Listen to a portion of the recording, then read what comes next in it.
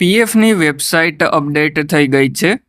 રાધે રાધે મિત્રો, જો તમારે પણ તમારા મોબાઈલની મદદથી તમારા પીએફના રૂપિયા ઉપાડવા હોય તો પહેલાં જે પ્રોસેસ થતી હતી એમાં અપડેટ કરવામાં આવ્યું છે અને હવે આ વિડીયોમાં હું તમને પીએફના રૂપિયા ઉપાડવાની અપડેટેડ પ્રોસેસ લાઈવ કરીને બતાવવાનો છું।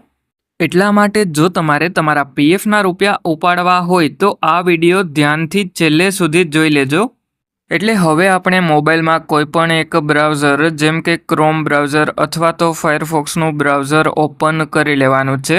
એટલા માટે હવે મેં ફાયરફોક્સનું બ્રાઉઝર ઓપન કરી લીધું। એના પછી એમાં તમારે EPFO.gov.in ટાઈપ કરી અને સર્ચ કરી લેવાનું, એટલે EPFOની ઓફિશિયલ વેબસાઇટ તમારા મોબાઈલમાં ઓપન થઈ જશે।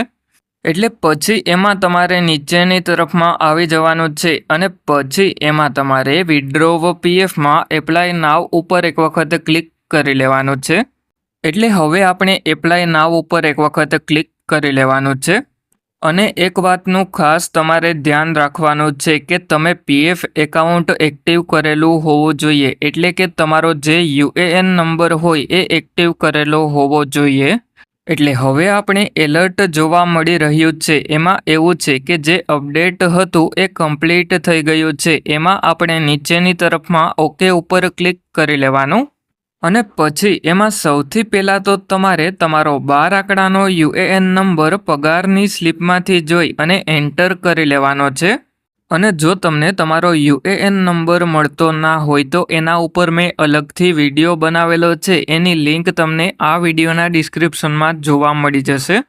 અને જેવો તમે યુએએન નંબર એન્ટર કરો એના પછી નીચેની તરફમાં પીએફનો પાસવર્ડ જે પણ સેટ કરેલો હોય એ એન્ટર કરી અને સાઇન ઇન ઉપર ક્લિક કરી લેવાનું છે।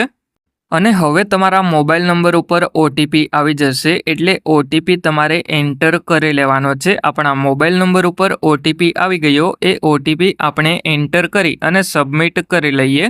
અને આ ઓટીપી 5 મિનિટ માટે જ વેલિડ હોય, એટલે 5 મિનિટની અંદર આપણે ઓટીપી એન્ટર કરી અને સબમિટ કરી લેવાનો।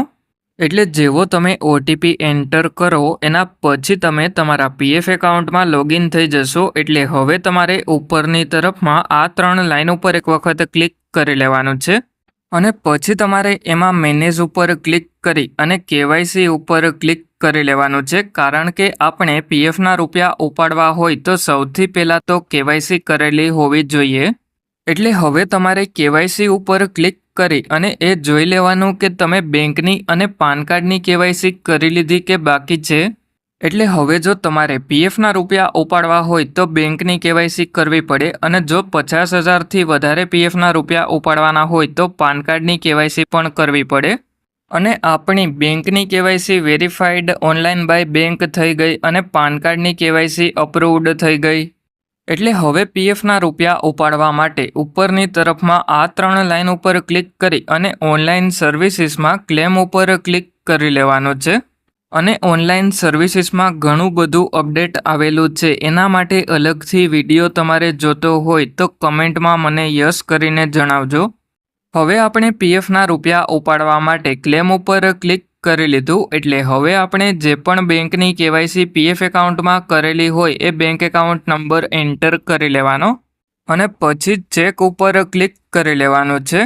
એટલા માટે હવે મેં બેંક એકાઉન્ટ નંબર એન્ટર કરી અને ચેક ઉપર ક્લિક કરી લીધું, એટલે પછી આપણે ટર્મ્સ એન્ડ કન્ડિશન જોવા મળી જશે, એમાં યસ ઉપર ક્લિક કરી લેવાનું છે। એટલે પછી આપણો બેંક એકાઉન્ટ નંબર વેરીફાઈ થઈ જશે।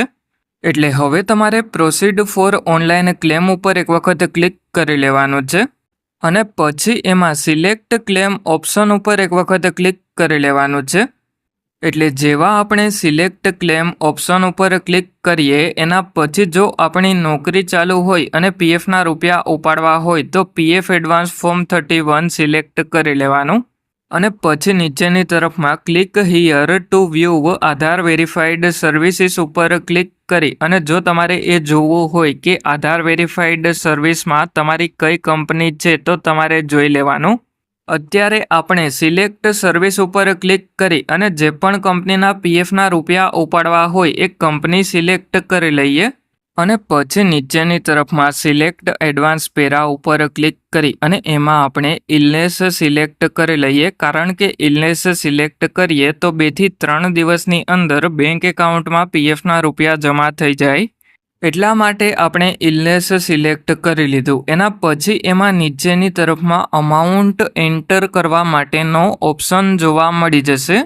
એટલે એમાં એક ખૂબ જ સરસ અપડેટ આવેલું છે કે એલિજિબલ ક્લેમ અમાઉન્ટ તમને જોવા મળી જશે. એનાથી વધારે રૂપિયા તમારે એન્ટર નથી કરવાના, કારણ કે જો તમે એલિજિબલ અમાઉન્ટ કરતાં વધારે પીએફના રૂપિયા એન્ટર કરી અને ક્લેમ એપ્લાય કરો તો તમારો ક્લેમ રિજેક્ટ થઈ જશે.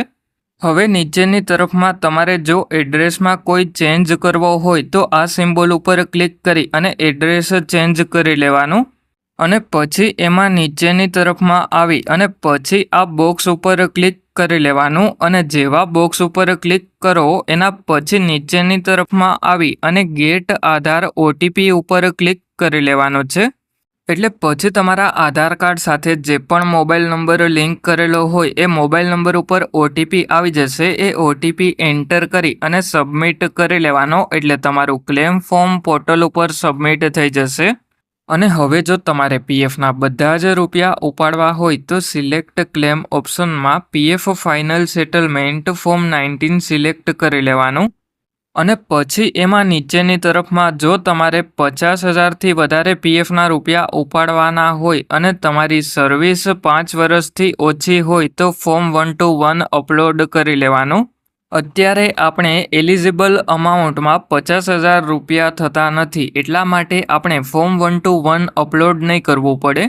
અને જો આપણે ફોર્મ 121 અપલોડ નહીં કરીએ તો ટીડીએસ કપાય અને પીએફના રૂપિયા આપણા બેંક એકાઉન્ટમાં આવશે.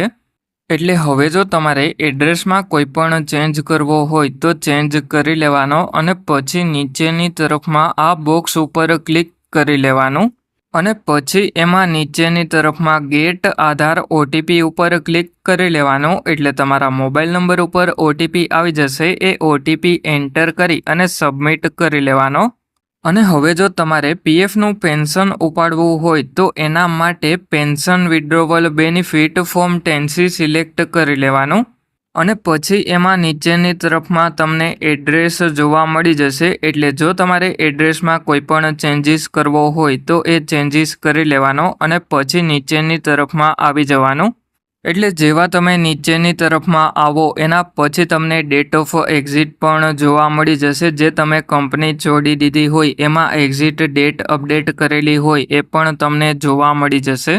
અને હવે જો તમારે પીએફનું પેન્શન તમારું જે પણ હોય એનું પ્રમાણપત્ર જોતું હોય તો તમારે યસ ઉપર ક્લિક કરી લેવાનું.